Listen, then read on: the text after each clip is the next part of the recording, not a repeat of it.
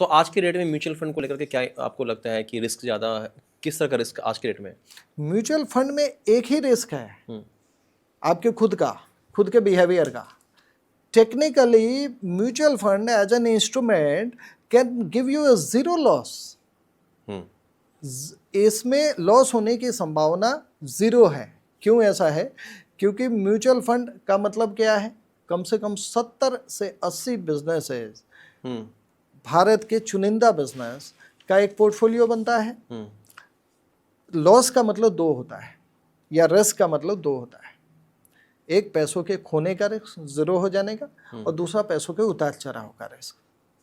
तो पैसे के खोने का रिस्क तो इसमें है ही नहीं साहब, क्योंकि अगर 70 बिजनेस जीरो होंगे तब मेरा पैसा जीरो होगा। तो एक बात तो क्लियर हो गई, मेरा पैसा जीरो नहीं होगा, क्योंकि मैं भारतवर्ष के 70 बिजनेसेस जिनको एक एक्सपर्ट की टीम खोज रही है। अब देखिए, म्यूचुअल फंड में आप निवेश करते हैं, इस स्कीम के पीछे क्या हो रहा होता है? एक फंड को चलाने वाला फंड मैनेजर होता है। सबसे पहले फंड के पहले आप आइए, 3,500 इंडिया में फंड्स हैं, 3,500। इसमें इक्विटी के फंड है, दूसरा क्लास बॉन्ड का है, और तीसरा क्लास कमोडिटी का है, जो सिल्वर और गोल्ड है।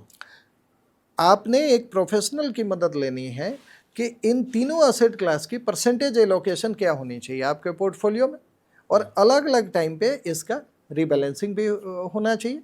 That only a professional can tell you कि आपके फला गोल के लिए कौन सा फंड अप्रोप्रिएट रहेगा, इस फंड को कितने साल होल्ड करना है, इस फंड को कैसे मैनेज करना है।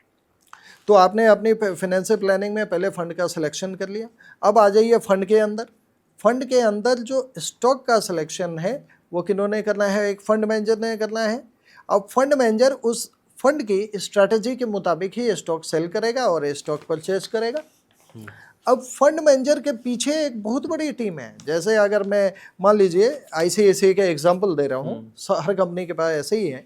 तो आईसीआईसीआई के टीम के 27 रिसर्च एनालिस्ट हैं, ओके, जो एक फंड मैनेजर को हर सेक्टर की रिसर्च करके रिपोर्टिंग देते हैं। पहले तो अपना यूनिवर्स सेलेक्ट किया जाता है, टॉप 500 मान लीजिए उन्होंने बिजनेसेस छाट लिया इंडिया के टॉप 500, कुछ कंपनियां टॉप 600 कर रही हैं, टॉप 625। तो ये उनका एक्टिव यूनिवर्स कहा जाता है जिस पे वो रिसर्च करते हैं। अब ये जो टॉप 600 कंपनीज हैं उनको banking, pharma, realty, IT, automobile सब में डिवाइड कर लिया जाता है। हर रिसर्च एनालिस्ट 1 से 2 सेक्टर मैक्सिमम, और उस सेक्टर के अंदर जो कंपनियां आ रही है उसकी रिसर्च करेगा। और उसका लक्ष्य क्या होता है? एक ऐसा बिजनेस खोजना जो अपने सेक्टर को आउट परफॉर्म करे।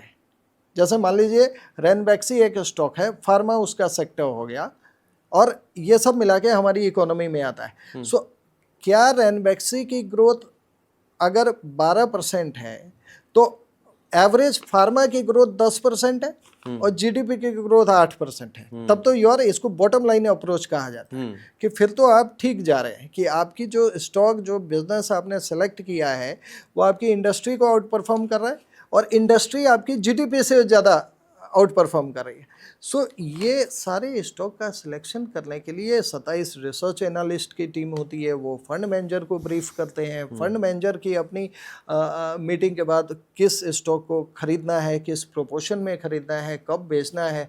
इसके बाद एक कॉम्प्लायंस टीम होती है। कॉम्प्लायंस टीम का काम होता है मोरल हज़ार्ड चेक करना, या जो बिजनेस आपने स्टॉक में पैसा लगाया है उसके बोर्ड मेंबर से मिलना, उसके ऑडिटर बदल रहे हैं या नहीं बदल रहे हैं समय के साथ, एक ही प्रोमोटर फैमिली में सारा बिजनेस का कंसंट्रेशन है या नहीं है, जो कंपनी ग्रो करने के लिए सेल्स वाले का दिमाग कहाँ रहेगा, कौन सी कंपनी ज़्यादा अल्फा बना रही है, इसमें वो रिस्क क्या ले रही है, उसको इग्नोर करते हैं। ये काम होता है रिस्क एनालिस्ट टीम का। और ये risk analyst team, research team independently CEO को मैनेज। तो बहुत बड़ा स्ट्रक्चर है म्यूचुअल फंड में। म्यूचुअल फंड आपने ग्रीडी होके खरीद लिया, नुकसान होते बेच दिया, तो ये आपका अपना बिहेवियर प्रॉब्लम है। अदरवाइज टेक्निकली म्यूचुअल फंड करने पड़ेगा। तो आइडियली क्या होना चाहिए म्यूचुअल फंड अगर हम इन्वेस्ट करते हैं तो आइडियली क्या टेन्योर होना चाहिए, एक स्टैंडर्ड टेन्योर जिसमें हम रुक के रहें? कोई भी इक्विटी रिलेटेड इंस्ट्रूमेंट है उसका कहा जाता है कि भाई आप 5 साल के ऊपर का टाइम होरिजन रखिए कम से कम। अब इक्विटी को 3 भागों में बांट देंगे तो लार्ज कैप, मिड कैप या स्मॉल कैप। सबसे ज़्यादा रिटर्न अगर स्मॉल कैप में है तो सबसे ज़्यादा रिस्क भी स्मॉल कैप में है। True. और रिस्क कम करने का एक ही तरीका है, हम्म, सबसे पहले तो आप एक प्रोफेशनल के हिसाब से सारे अंडे एक जगह मत डालो, मेक ए डाइवर्सिफाइड पोर्टफोलियो। अपनी एक्सपेक्टेशन को टोन डाउन रखो, because past can not reflect future, past performance is never replica of future, future में कुछ और हो सकता है। So expectation should be tone down, money should be diversified, and then अगर ये स्मॉल कैप है इसका मतलब हाईएस्ट रिटर्न है, तो वोलेटिलिटी भी हाईएस्ट है, उतार चढ़ाव बहुत ज़्यादा है। वोलेटिलिटी कम करने का एक ही उपाय है, लंबा tenure, long term. So holding A fund for long term, हाँ उसमें आपका एक नज़र आपके या आपके फाइनेंशियल एडवाइजर की म्यूचुअल फंड डिस्ट्रीब्यूटर की नज़र जरूर होनी चाहिए कि अगर वो फंड का सेक्टर ही पीक आउट हो गया है, जैसे स्मॉल कैप मिड कैप ने 2021 के बाद से 2024 तक बहुत ज़्यादा double digit return, more than 20% के एवरेज के बियॉन्ड रिटर्न दिए।